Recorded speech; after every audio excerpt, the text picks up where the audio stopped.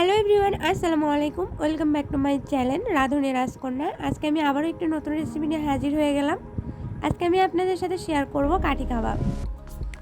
এই কাবাবটি সন্ধ্যার নাস্তায় রুটি অথবা নানের সাথে একদম জমে যাবে। তো চলুন তারই প্রস্তুত প্রণালীটা দেখা যাক।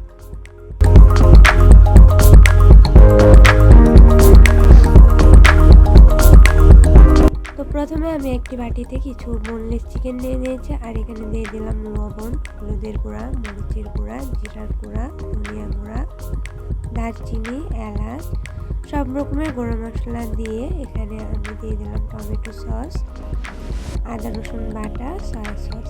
এইবার এই সবগুলো উপকরণ একসাথে খুব ভালোভাবে মিশিয়ে নেব। আর হ্যাঁ, এখানে কিন্তু আমি টক দইও দিয়েছি, এটা আমার বলতে ভুলে গেছিলাম।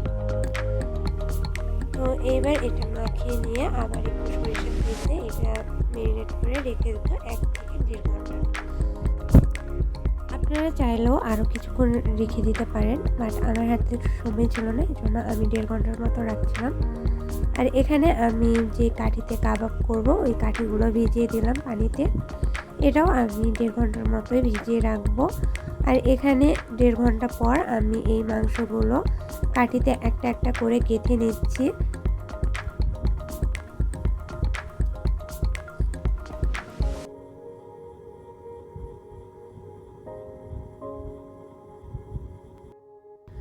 তো এখানে ট্রাই করবেন অবশ্যই বোনলেস চিকেন লওয়ার জন্য, যেন চিকেনে কোনো হাড় না থাকে, তাহলে কাবাবটা বেশি ভালো হয়। তো এই তো আমার কাঠিগুলো সব গাঁথা হয়ে গেছে। আর এখানে যেই গ্রেভিটা ছিল সেটা আমি ফেলে দিব না, পরবর্তীতে কাজে লাগবে। তো কড়াইয়ে আমি কিছুটা বাটার দিয়ে দিয়েছি, আর এই বাটারটা মেল্ট হওয়া পর্যন্ত ওয়েট করব।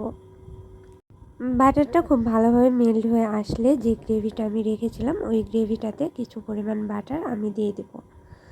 আর এখন আমি প্যানে একটা একটা করে সেই কাবাবগুলো দিয়ে দেব। আর 2 মিনিট এক পাশটা হয়ে গেলে 2 মিনিট পর আমি এটা আবার উল্টে দেব। তো সবগুলো মাংস উল্টে দেওয়ার পর আমি আবারও সেই গ্রেভিগুলো মাংসের উপরে দিয়ে দিচ্ছি। আর এই গ্রেভিগুলো দিয়ে এখন আমি এইটা ঢাকা দিয়ে 10 মিনিটের মতো রান্না করে নেব।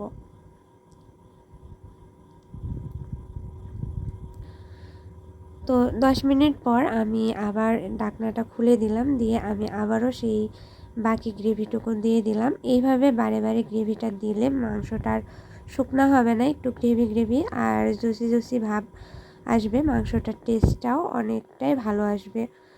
তো এখন আমি এইটাকে ভালোভাবে আবারও এক পাশটা উল্টে দিচ্ছি, দিয়ে এটা আমি আবারও বেশ খানিকক্ষণ রান্না করে নেব। তো ঢাকা দিয়ে আবারও 5 মিনিটের মতো রান্না করে নিলাম। আর এখন একদম হয়ে গেছে। আর লাস্ট পর্যায়ে আমি এখন এখানে কিছুটা লেবুর রস দিয়ে দিলাম, দিয়ে এইটা এখন আবারও উল্টে পাল্টে নামিয়ে নেব।